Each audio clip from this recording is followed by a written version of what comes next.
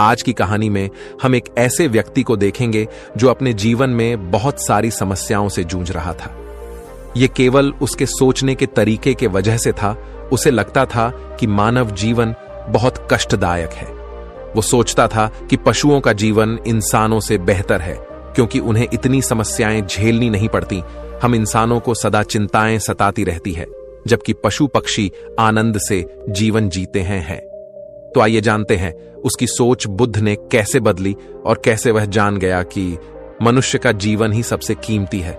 लेकिन इससे पहले कि आप कहानी में खो जाएं, वीडियो को लाइक जरूर कर दें। तो चलिए बिना किसी देरी के शुरू करते हैं। एक व्यक्ति एक मार्ग में बहुत तेजी से आगे बढ़ रहा था। तभी अचानक वह दूसरे व्यक्ति से टकरा गया। इस पर वह दूसरा व्यक्ति क्रोधित होकर कहता है, अरे जानवर हो क्या, तुम्हें दिखाई नहीं देता? एक सांड की तरह लगातार आगे बढ़ते जा रहे हो। इस पर पहला व्यक्ति कहता है, काश आप जो कह रहे हैं वही सत्य होता, लेकिन दुर्भाग्यवश मैं एक मनुष्य हूं। उस पहले व्यक्ति के मुख से यह सुनकर उस दूसरे व्यक्ति का क्रोध शांत हो गया। वह उस पहले व्यक्ति से कहता है, लगता है तुम बहुत दुखी हो, वरना सौभाग्य की बात को दुर्भाग्य ना कहते, क्योंकि एक इंसान का जन्म पाना तो बड़े ही सौभाग्य की बात है। मनुष्य का जीवन बड़ी कठिनाइयों से मिलता है और तुम हो कि एक जानवर होना चाहते हो। तभी वह पहला व्यक्ति कहता है, मित्र, क्या आपने कभी किसी जानवर को आत्महत्या करते हुए देखा है? क्या आपने कभी किसी जानवर को किसी दूसरे जानवर को धोखा देते हुए देखा है? क्या आपने किसी जानवर को अपने अतीत या फिर अपने भविष्य के लिए परेशान होते हुए देखा है? ऐसे में मनुष्य का जीवन भला सौभाग्य की बात कैसे हो सकती है?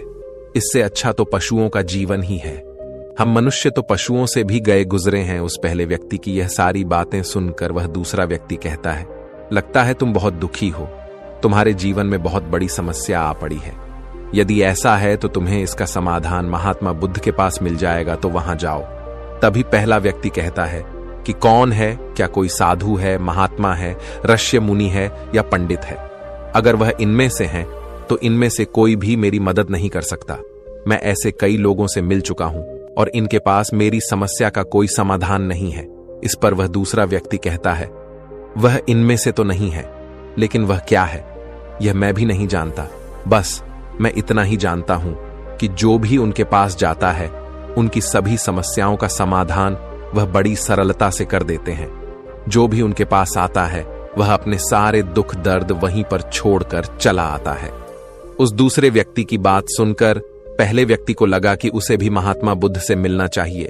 उसने उस दूसरे व्यक्ति से कहा, ठीक है भाई, अगर तुम कहते हो तो मैं एक बार उनसे भी मिल लेता हूं, उन्हें भी देख लेता हूं कि आखिर ऐसी क्या बात है जो लोगों की समस्याओं का समाधान बड़ी सरलता से कर देते हैं।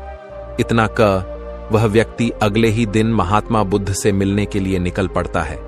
लगातार 3 दिन की यात्रा करने के बाद आखिरकार वह महात्मा बुद्ध के पास जा पहुंचा। जब वह महात्मा बुद्ध के करीब पहुंचा तो उसने देखा कि महात्मा बुद्ध अपने सभी शिष्यों को उपदेश दे रहे थे। महात्मा बुद्ध कह रहे थे, इस पृथ्वी पर उपस्थित हर किसी का जीवन बहुत कीमती है, परंतु मनुष्य जीवन अनमोल है। इसका उपयोग कर मनुष्य जीवन के उच्चतम शिखर तक पहुंच सकता है और इसी मनुष्य जीवन के कारण हम मनुष्य पशुओं से नीचे भी आ सकते हैं। महात्मा बुद्ध का यह उपदेश समाप्त होते ही वहां पर जो भी लोग बैठे हुए थे वह वहां से चले गए। तभी वह व्यक्ति महात्मा बुद्ध के करीब पहुंचा और वह महात्मा बुद्ध को प्रणाम करके कहता है, हे बुद्ध, आप कहते हैं कि हम मनुष्य का जीवन अनमोल है। आखिर हम मनुष्य के जीवन में ऐसी क्या बात है? हम मनुष्य के जीवन में कीमती जैसा क्या है? हम चिंता करते हैं, परेशान रहते हैं, हम अपने भविष्य के लिए हमेशा चिंतित रहते। ऐसे ही हजारों प्रकार की समस्याएं हम मनुष्य के जीवन में चलती रहती हैं। लेकिन आप क्या जाने, आप तो एक साधु हैं। आपने तो ये सारी चीजें त्याग दी हैं और इसीलिए शायद आप यह सारी बातें बड़ी आसानी से कह सकते हैं। मुझे तो यही लगता है कि मनुष्य का जीवन बहुत ही कठिन है, हमें इसे समाप्त कर लेना चाहिए। आपने कभी किसी पशुओं को देखा है? न तो वह चिंता करते हैं, ना ही उन्हें किसी तरह की तकलीफ होती है, ना ही वह कोई परेशानी में रहते हैं।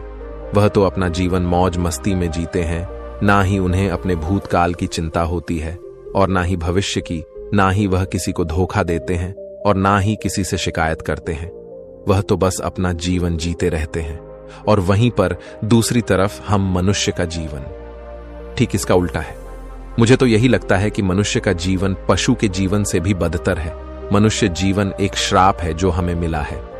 ऐसे में आपको मनुष्य जीवन में ऐसी क्या विशेषताएं नजर आती हैं जो आप लोगों को झूठ बताते रहते हैं कि हम मनुष्य का जीवन बहुत कीमती है, बहुत मूल्यवान है। इस दौरान महात्मा बुद्ध उस व्यक्ति की सारी बातें ध्यानपूर्वक सुन रहे थे और वह उसकी मनोदशा को समझ रहे थे। आखिर में महात्मा बुद्ध मुस्कुराते हुए उस व्यक्ति से कहते हैं, भंते तुम अपने जीवन के संघर्षों से भाग रहे हो। यदि तुम संघर्ष करोगे ही नहीं तो जीवन सफल कैसे बनेगा? और जब हम संघर्षों से भागते हैं तो हमारा जीवन दूसरों के अधीन हो जाता है और फिर हमें दूसरों के अनुसार ही चलना पड़ता है। इसलिए हमें अपने जीवन के लिए संघर्ष तो करना ही पड़ता है। महात्मा बुद्ध के मुख से यह सुनकर वह व्यक्ति बहुत अचरज में पड़ गया। उसने तुरंत ही महात्मा बुद्ध को प्रणाम किया, उनके चरणों में जा गिरा और उनसे कहने लगा, हे बुद्ध, आपको कैसे पता चला कि मैं अपने जीवन में संघर्षों से भाग रहा हूं, उनसे बचना चाहता हूं? मेरे जीवन में जब भी कोई समस्या खड़ी होती है तो मैं उसका सामना नहीं कर पाता, बल्कि मैं उसे छोड़कर भाग जाना चाहता हूं। आगे महात्मा बुद्ध उस व्यक्ति से कहते हैं, तुम्हें लगता है कि पशुओं का जीवन हमसे लाख गुना अच्छा है, क्योंकि वह अपना जीवन खुद समाप्त नहीं कर सकते, क्योंकि वह किसी को धोखा नहीं देते और ना ही आने वाले भविष्य की चिंता करते हैं। इसका मतलब यह तो नहीं कि पशुओं के जीवन में कोई संघर्ष नहीं है। पशुओं के जीवन में तो जन्म से लेकर मृत्यु तक संघर्ष ही होता है। जब वह छोटे होते हैं तो उनकी जान को खतरा होता है। वे अपनी जान बचाने के लिए संघर्ष करते हैं। जैसे जैसे बड़े होते हैं तो उन्हें अपना पेट भरने के लिए संघर्ष करना पड़ता है। फिर चाहे उनके सामने कोई भी क्यों ना हो, फिर चाहे उनके सामने कितनी भी बड़ी परिस्थितियां क्यों ना हो, वे संघर्ष करने से कभी पीछे नहीं हटते। लेकिन हम मनुष्य छोटे छोटे संघर्षों से डर जाते हैं। अगर हम उन पशुओं की तरह अपने जीवन में संघर्ष करने लगे तो मनुष्य का जीवन अपने आप ही सफल हो जाएगा। इतना संघर्ष अगर एक मनुष्य अपने जीवन में कर ले तो वह जो चाहता है वह कर सकता, उसे पा सकता है। और जबकि इतना संघर्ष करने के बाद भी वह पशु अपने जीवन में कुछ भी नहीं कर पाता। भंते वास्तविकता तो यही है कि बिना संघर्ष के कोई जीवन है ही नहीं। बिना संघर्ष के हमारा जीवन चल ही नहीं सकता। फिर चाहे कोई राजा हो या भिखारी, सबके जीवन में संघर्ष तो है ही। जो भी इन परिस्थितियों के खिलाफ संघर्ष नहीं करता, फिर चाहे वह मानव हो या पशु, उसका नष्ट होना तय है। इस पर वह व्यक्ति कहता है, हे बुद्ध, क्या आप मुझे कोई ऐसी चीज दे सकते हैं जिससे मेरे जीवन के सारे संघर्ष हमेशा हमेशा के लिए मुझसे दूर हो जाएं? मेरी सारी चिंताएं, सारी समस्याएं, सारी परेशानियां हमेशा हमेशा के लिए खत्म हो जाएं और मेरा जीवन हमेशा हमेशा के लिए सुखमय बन जाए। उस व्यक्ति की यह बात सुनकर महात्मा बुद्ध एक बार फिर से मुस्कुराने लगे और उस व्यक्ति से कहते हैं, भंते, मैं तुम्हें वह चीज तो नहीं दे सकता, लेकिन हां, मैं तुम्हें वहां तक पहुंचने का रास्ता जरूर बता सकता हूं। यदि तुम वहां तक पहुंचने का संघर्ष कर लो तो तुम वहां तक पहुंच ही जाओगे और तुम्हें वह चीज मिल जाएगी। लेकिन मेरी एक बात और याद रखन कि इसका अर्थ यह भी नहीं है कि इसके बाद से तुम्हारे जीवन में परेशानियां या फिर समस्याएं आनी बंद हो जाएंगी। तुम्हारे जीवन में परेशानियां और समस्याएं तो आती ही रहेंगी, लेकिन उनका प्रभाव तुम पर बहुत कम हो जाएगा। तुम्हारे जीवन में दुख और समस्याएं तो आएंगी, लेकिन वह तुम्हें छू नहीं पाएंगी। और ऐसी अवस्था में चाहे तुम्हें कोई कितना भी दुख देने का प्रयास क्यों ना करे, तुम्हें चाहे कोई कितना भी धोखा देने का प्रयास क्यों ना करें, तुम्हें कभी भी धोखा नहीं मिलेगा। सब कुछ तुम्हारे पास ही होगा, लेकिन फिर भी वह तुमसे दूर रहेगा। महात्मा बुद्ध की यह बात सुनकर व्यक्ति महात्मा बुद्ध के सामने दोनों हाथ जोड़कर महात्मा बुद्ध से कहता है, हे बुद्ध, बताइए वह चीज क्या है और मुझे कहां मिलेगी? मैं उस चीज को पाने के लिए कुछ भी कर सकता हूं। मैं अपना पूरा प्रयास लगा दूंगा, लेकिन उस चीज को हासिल करके ही दम लूंगा। इस पर महात्मा बुद्ध ने उस व्यक्ति से कहा, सोच लो भंते, एक बार यदि तुमने रास्ता शुरू कर दिया तो तुम्हें उस रास्ते पर चलते ही रहना होगा जब तक कि तुम अपनी मंजिल को पाने ही लेते, और यह रास्ता अत्यंत संघर्षों से भरा होगा। क्या तुम अपनी मंजिल तक पहुंच पाओगे? इस पर व्यक्ति कहता है, आप मुझे वह मार्ग बताइए, मैं उस पर चलूंगा। मैं अपनी अंतिम सांस तक संघर्ष करूंगा, लेकिन उस चीज को हासिल करके ही दम लूंगा। इस पर महात्मा बुद्ध कहते हैं, सुनो, उस चीज का नाम है शांति, जो तुम्हारे मन के भीतर गहराइयों में है। जैसे यह समुद्र की लहरें ऊपर से तो बड़ी तीव्र नजर आती हैं और उछाल मारती हैं, जिन्हें देखकर हमारा मन घबरा जाता है, परंतु ठीक इसी के विपरीत उसकी गहराई में वह बहुत ही शांत होता है। और ठीक इसी प्रकार हमारे मन की गहराइयों में भी वह शांति छिपी हुई है। तुम्हें अपने मन की गहराइयों में उस शांति को खोजना होगा, उस शांति के लिए संघर्ष करना होगा। और अगर तुम रास्ते से नहीं भटके तो जैसा मैंने तुम्हें कहा है वह सब तुम्हें मिलेगा जो तुम चाहते हो। महात्मा बुद्ध के मुख से यह सुनकर वह व्यक्ति कहता है, हे तथागत, मैंने तो सोचा था कि आप मुझे कोई ऐसी वस्तु बताएंगे जिसे मैं किसी भी हालत में खोज लूंगा और उसके बाद मेरा जीवन सुखमय बन जाएगा। इस दुनिया में ऐसी कोई चीज जिसे खोजा नहीं गया, उसे तो खोजा जा सकता है, लेकिन मैं अपने मन के भीतर कैसे जा सकता हूं? वहां भला कौन सा मार्ग जाता है? वहां भला ऐसी कौन सी सवारी जाती है जिस मार्ग पर मैं चलकर या फिर उस सवारी के द्वारा वहां तक पहुंच सकता हूं? इस पर महात्मा बुद्ध मुस्कुराने लगे और उस व्यक्ति से कहते हैं, भंते, वहां पर कोई सवारी नहीं जाती और ना ही वहां पर मनुष्य पैदल जा सकता है। फिर भी वह एक मार्ग है और उस मार्ग पर चलना ही पड़ता है।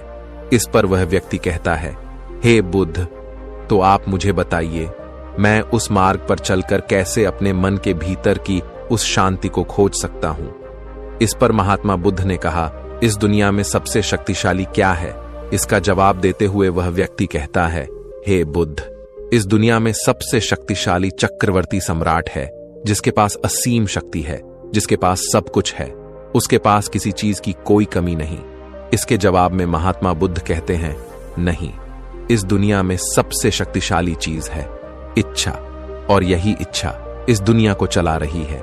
जो कोई भी कुछ भी कर रहा है वह उसकी इच्छा का ही परिणाम है, उसका कर्म है। सब कुछ उसकी इच्छा के अनुसार ही चल रहा है।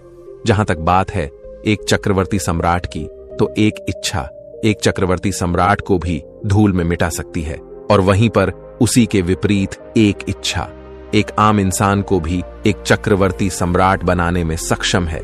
इस दुनिया में जो कोई भी है, जहां कहीं भी है, जिस किसी भी परिस्थिति में है, वह उसकी इच्छा के अनुसार ही है, वह उसकी इच्छा का परिणाम ही है। अपनी इच्छा के बल पर मनुष्य इस जीवन में कुछ भी कर सकता है, लेकिन एक वास्तविकता यह भी है कि मनुष्य अपनी इच्छा पर नियंत्रण नहीं कर पाता, जिस कारण उसके जीवन में वह सब भी घटित होता रहता है जिसकी वह चाहत नहीं रखता। हमारे मन की बुरी इच्छाएं हमारी तरफ बुरी चीजों को खींचती हैं, इसलिए इच्छा बहुत सोच समझ कर करनी चाहिए। हमें अपने जीवन में क्या चाहिए, यह केवल हम अपनी इच्छा से ही निर्धारित कर सकते हैं। इस पर वह व्यक्ति कहता है, हे बुद्ध, तो क्या मैं अगर यह इच्छा करूं कि मुझे अपने मन की भीतर की शांति मिल जाए, तो क्या वह मुझे मिल जाएगी? तभी महात्मा बुद्ध कहते हैं, भंते, इस दुनिया में सबसे शक्तिशाली इच्छा अवश्य ही है, परंतु फिर भी मनुष्य न जाने अपने जीवन में तरह तरह की इच्छाएं पालता है, लेकिन वह सारी इच्छाएं उसकी पूर्ण नहीं हो पाती। जानते हो क्यों? क्योंकि उस इच्छा को पूरा करने के लिए एक और चीज की आवश्यकता पड़ती है, और वह एक चीज की कमी मनुष्य के जीवन में हमेशा बनी रहती है। क्या तुम उसके बारे में जानते हो? इस पर वह व्यक्ति कहता है, नहीं बुद्ध, मैं नहीं जानता वह क्या चीज है। तभी महात्मा बुद्ध कहते हैं, भंते, संकल्प के बिना इच्छा व्यर्थ है। संकल्प के बिना तुम चाहे कितनी भी बड़ी इच्छा क्यों ना कर लो, लेकिन वह कभी पूरी नहीं हो सकती। संकल्प जितना मजबूत होगा, तुम्हारी इच्छा भी पूरी होने की संभावना उतनी ही अधिक होगी, और संकल्प जितना कमजोर होगा, तुम्हारी इच्छा भी उतनी ही कमजोर होगी। इस पर वह व्यक्ति महात्मा बुद्ध से कहता है, हे बुद्ध, तो इसका अर्थ यह हुआ कि यदि मुझे शांति पाने की इच्छा है और मैं इसे पाने के लिए दृढ़ संकल्प करूं, तो क्या मुझे वह शांति मिल जाएगी? तभी महात्मा बुद्ध कहते हैं, भंते, संकल्प भले ही इच्छा को शक्ति प्रदान करता है, परंतु इच्छा और दृढ़ संकल्प होने के बाद भी व्यक्ति अपने मंजिल तक पहुंच नहीं पाता, क्योंकि वह राह में भटक जाता है और फिर थक हार कर वह अपने संकल्प को त्याग देता है और अपनी इच्छाओं को छोड़ देता है। क्या तुम जानते हो ऐसा क्यों होता है? इस पर वह व्यक्ति कहता है, हे बुद्ध, मुझे नहीं पता। तभी महात्मा बुद्ध कहते हैं, क्योंकि किसी भी मार्ग पर चलने के लिए उस मार्ग के ज्ञान का होना बहुत आवश्यक है, और यह ज्ञान हमें उस मार्ग पर चलकर ही मिल सकता है, ना कि केवल बैठकर सोचने से। और जब हम उस मार्ग पर चलते हैं तो हमें छोटी मोटी दिक्कतें, समस्याएं, परेशानियां आती ही रहती हैं, और हम उन छोटी छोटी समस्याओं में फंस कर रह जाते हैं और हमारा संकल्प टूट जाता है।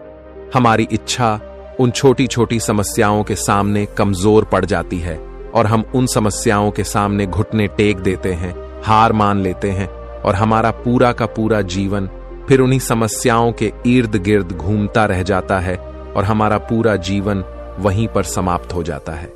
इस पर व्यक्ति कहता है, हे बुद्ध, मैं आपकी बातों को समझने का बहुत प्रयास कर रहा हूं, लेकिन मुझे आपकी सारी बातें समझ नहीं आ रही। कृपया करके आप मुझे साफ और स्पष्ट तौर पर समझाने का प्रयास करें।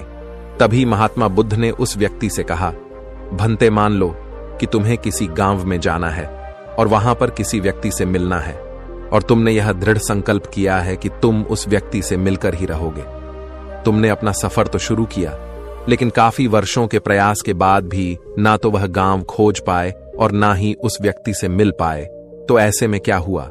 इसके जवाब में वह व्यक्ति कहता है, हे बुद्ध, भला ऐसा कैसे हो सकता है?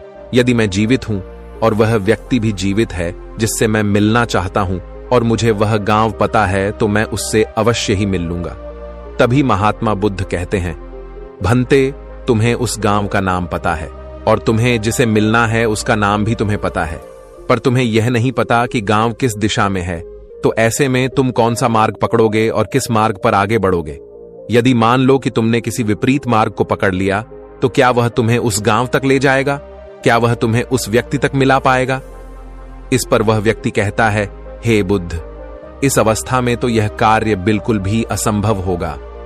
इस पर महात्मा बुद्ध मुस्कुराते हुए उस युवक से कहते हैं, भंते, मैं कब से यही तुम्हें समझाने का प्रयास कर रहा हूं। हमारी इच्छा संकल्प होने के बाद भी हमें सही मार्ग का ज्ञान होना आवश्यक है। शांति को खोजने का जो मार्ग है वह ध्यान, और ध्यान भीतर होता है, बाहर नहीं। जब तुम अपने भीतर की शांति को खोजने के लिए ध्यान के मार्ग पर आगे बढ़ो कि अपनी इच्छा की पूर्ति के लिए तुम उस मार्ग पर आगे की ओर बढ़ते चलोगे, तो हो सकता है कि तुम्हारी राह में छोटी छोटी मुसीबतें, दिक्कत या तकलीफ आए, लेकिन तुम्हें उन समस्याओं का सामना करना ही पड़ेगा।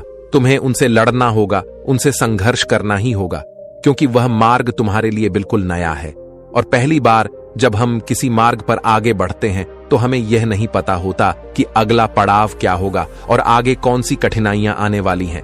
हमें तो वहां पर जाने के बाद ही पता चल पाएगा। वहीं पर दूसरी तरफ जो मनुष्य इन छोटी छोटी दिक्कतों में नहीं फंसता, वह अपने संकल्प पर दृढ़ बना रहता है।